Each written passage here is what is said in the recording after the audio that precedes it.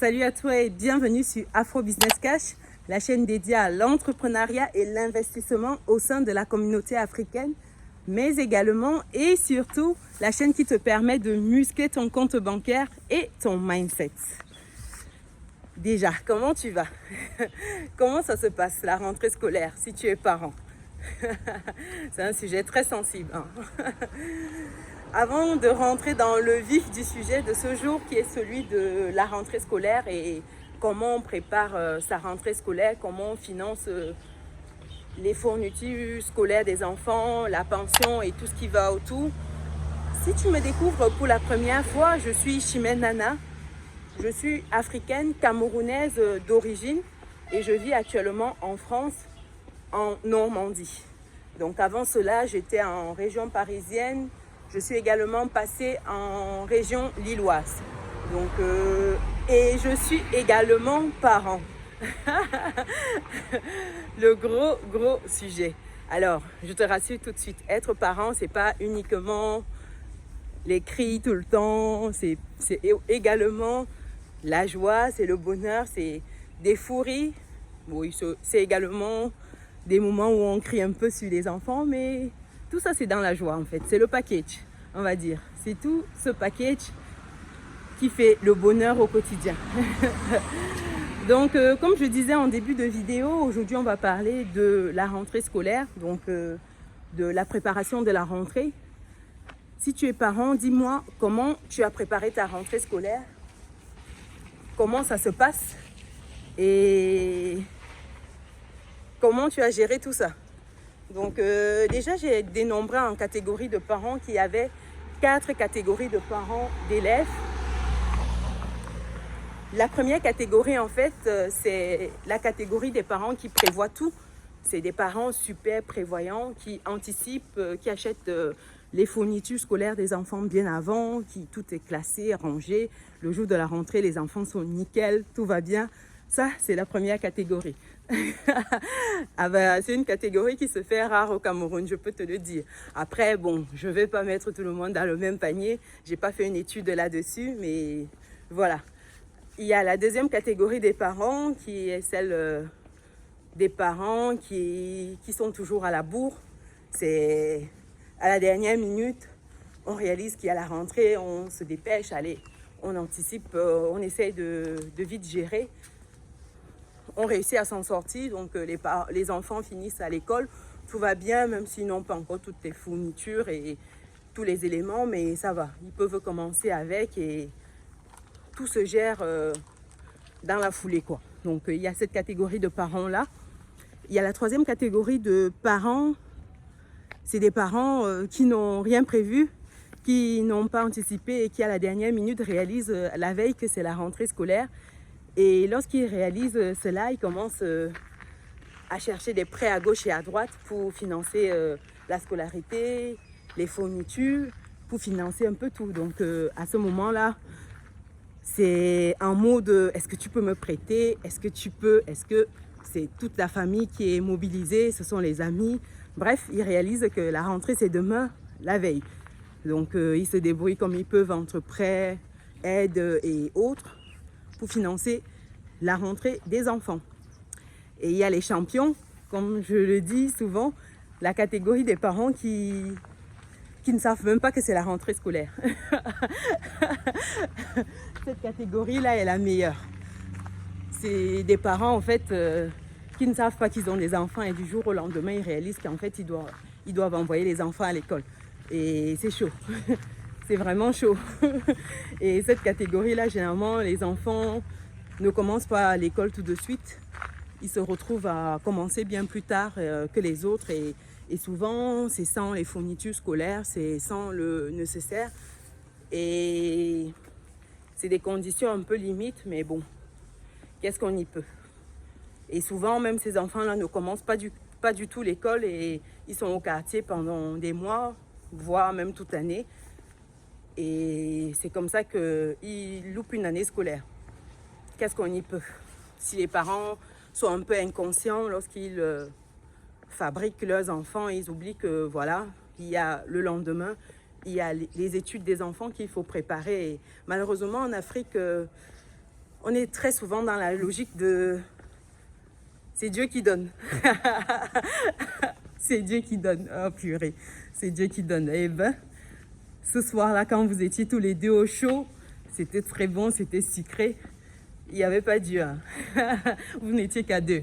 Bon, bref, quoi qu'il en soit, voilà les 4 catégories de parents.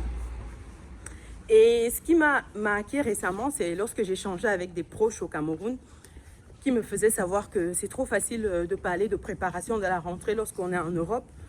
Parce que là-bas, il y a des choses qui sont mises en place en fait, pour aider les parents, notamment en fait, des aides sociales.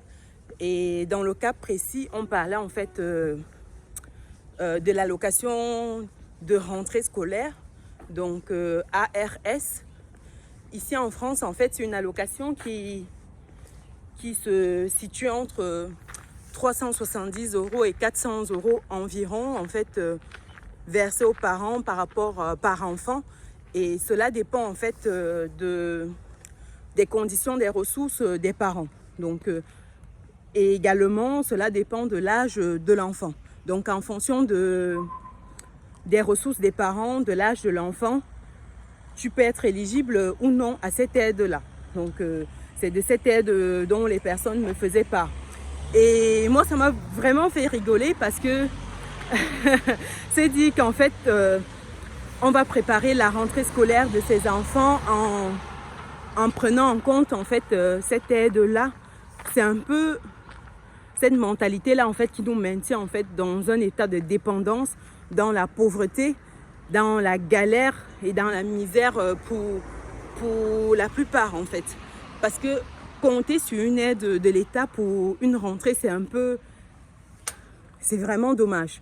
Pourquoi je le dis? Parce que être éligible à une aide comme celle-là, ça veut dire que financièrement, on n'a pas suffisamment pour s'offrir ce que l'on souhaite. Et ça, c'est vraiment une tragédie de se dire qu'à une rentrée scolaire, au lieu d'anticiper, au lieu de commencer à épargner, au lieu de commencer à mettre en place des investissements qui vont te permettre en fait de gérer facilement la rentrée de tes enfants, tu te dis, ben, j'attends que l'État fasse quelque chose pour moi. J'attends une aide de mes parents, j'attends une aide de la famille, des amis, comme si c'est un dû en fait. Et pourtant, ça ne devrait pas en fait. Et moi, ça me choque toujours d'entendre des gens te dire que bah oui, c'est facile, en France, il y a des aides. Et si c'était aussi compliqué que ça, qu'est-ce que vous faites encore là-bas? Eh ben, qu'est-ce qu'on fait encore là? Déjà, pour commencer, j'ai envie de te dire que ces aides-là, ça ne me concerne pas, ça ne nous concerne pas, mon mari et moi, parce que nous ne sommes pas éligibles du tout, suivant les conditions de ressources, comme j'ai dit tantôt, il y a quelques instants, c'est suivant ces conditions de ressources-là. Et j'ai envie de te dire qu'on est loin, loin, loin du compte. Donc, on n'est vraiment, vraiment pas éligible du tout. Et j'en suis ravie parce que j'ai les moyens aujourd'hui de m'offrir ce que je veux, quand je veux, comme je veux. Si aujourd'hui, lui et moi, on souhaite voyager, bon, on se fait un kiff et on voyage. Si on souhaite s'offrir un bon resto, on souhaite, je ne sais pas, aller voir un match, faire plein de choses, en fait, on le fait sans se poser des questions, en fait, sans se dire qu'est-ce qu'on va manger, est-ce que ce sera assez pour payer un loyer ou pour payer nos mensualités de prêt, etc., etc. Parce qu'on a mis en place des leviers, en fait, qui nous permettent de nous générer, en fait, des sous sans qu'on ait à travailler. Donc, se dit qu'on est éligible à de telles aides, c'est un peu dommage. Donc, quand quelqu'un me dit qu'il est éligible à ça, j'ai juste envie de lui dire que, mec, ma chérie, tu n'as rien compris au système.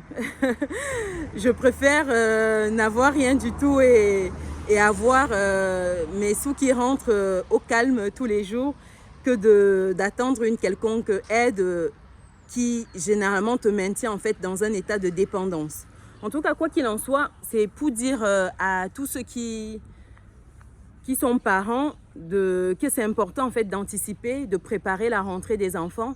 C'est important parce que c'est un événement qui se répète chaque année et se rendre compte la veille que c'est la rentrée et commencer à demander par-ci, par-là, demander des prêts, demander des aides. C'est vraiment dommage. Et ça montre à quel point on n'est pas dans la logique de budgétisation, on n'est pas dans la logique de planification. Et c'est ce qui manque énormément en fait à nos frères et sœurs africains. C'est ce qui nous manque énormément, de planifier, de budgétiser. Et il faudrait qu'on arrête avec cette mentalité qui dit que l'enfant c'est Dieu qui donne, l'enfant c'est ci, l'enfant c'est ça. Ben non, en fait, c'est toi qui décides d'avoir un gosse. C'est toi qui te lèves un matin, tu te dis, ben non, ou un soir pour certains, tu te dis, ben il fait trop froid, on va se mettre ensemble, ma chérie et moi, sans se protéger. Non, c'est toi qui décides un soir ou un matin ou une journée, bref, au moment qui te plaît. Je ne suis pas là d'habitude, donc c'est toi qui te dis, ben allez, on va le faire.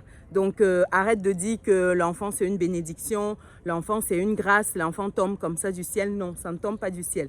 C'est toi qui le désires et lorsque tu l'as, mon cher, il faut faire le nécessaire, ma chère, il faut faire ce qu'il faut pour que cet enfant grandisse dans les bonnes conditions. Parce qu'il n'a pas demandé à venir au monde. C'est toi qui l'as voulu. Tu dois te préparer pour que cet enfant grandisse dans des conditions propices à son épanouissement. Mon cher, ma chère, tu dois tout faire pour que cet enfant-là soit épanoui et qu'il ait le meilleur pour grandir. Parce que c'est toi qui l'as voulu. Il n'a pas demandé à venir au monde, c'est toi qui l'as voulu.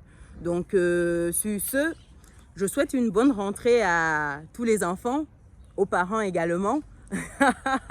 Et j'espère que tu appartiens à la catégorie numéro 1 si tu es parent. Et surtout, si tu vas le devenir, je te souhaite de bien penser, de bien projeter avant de te lancer. Et surtout, d'avoir un bon état d'esprit pour aborder ce sujet-là. Parce que ça reste vraiment très délicat. Et un enfant, c'est un projet d'une vie entière. Ce n'est pas à la légère que ça se décide. Donc voilà, c'est ce que je voulais échanger avec toi aujourd'hui. J'espère que tu as appris quelque chose qui pourra t'aider. Envoie cette vidéo à tous les parents qui sont toujours à la bourre. Si tu as un proche qui est parent et qui est toujours à la bourre, envoie-lui cette vidéo. Je pense que ça va redonner voilà, un petit coup de pression pour que la prochaine fois, les choses soient bien faites et que les enfants puissent commencer l'école dans des bonnes conditions. Donc voilà. Si tu es nouveau sur la chaîne, pense à t'abonner, active la petite cloche des notifications pour ne pas louper les prochaines vidéos. Et si tu es un abonné déjà, je te remercie. Ta présence ici est très très appréciée. Partage la vidéo avec tes proches, partage avec les parents de ton entourage et pense à lâcher un petit pouce bleu en l'air si tu as aimé la vidéo. Allez, on se dit à très bientôt pour une prochaine vidéo. Ciao!